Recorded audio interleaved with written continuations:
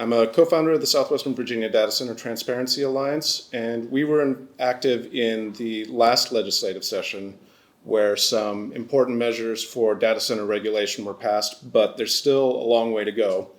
We're working now with groups in other localities to try to craft an agenda for 2027 in data center regulation, but also the issues behind the issue, which I would like to outline. I'm going to get through this as fast as I can because there's a lot. So there's four major areas relevant to local governments that we would like to see prioritized. First one, obviously, is data center regulation. This is not just direct regulation of data centers, but also related topics like energy, water usage, government transparency. And there were a few specific bills from the last session that we can point to. One of them, HB 1515, was actually continued to 2027 and calls for a 2-year moratorium on data center construction and approval. The tech industry is full throttle on building these out, especially in Southwest Virginia, and we need a pause so that legislators and their constituents can decide how they want this to go. HB 496, so there was an amended version of this that passed that is a good law. It requires regular disclosure of water usage for operational data centers. The original version, however, required that data center proposals make public their water usage rate estimates and prevent them from shielding it with non-disclosure agreements. SB 334 ran out of time at the end of the last session and would need to be reintroduced, but it requires a public hearing for the disposal of any public land for a large industrial facility, including a data center. The reason that we're fighting to stop a Google data center in Botetourt County now is because the county did not need to tell the public that they were making a deal for one until the agreement had already been signed.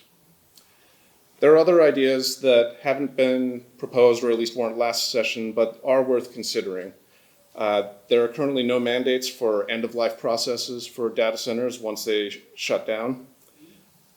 I think we should consider, if a locality does want to bring in a data center, or maybe even with other major developments, of having a public bidding process rather than taking the first company that waves a few $1 million in front of their faces in order to claim some new territory ahead of their opponents. We should consider treating data centers like utilities, like APCO or the Western Virginia Water Authority. The companies that operate them sure do want us to depend on them like utilities, so maybe we should oblige them and treat them that way. It's not a guarantee they'll always act in their community's best interest, but it's a better trade-off for the resources they're trying to lay claim to. Other aspects that I can see I'm running out of time for, but we'll just touch on. I think we need economic and industrial development authority reform. These are bodies that are responsible for every data center deal that comes to a locality with very little disclosure required. New York State in 2021 passed some industrial development authority reform, so this is not completely unprecedented.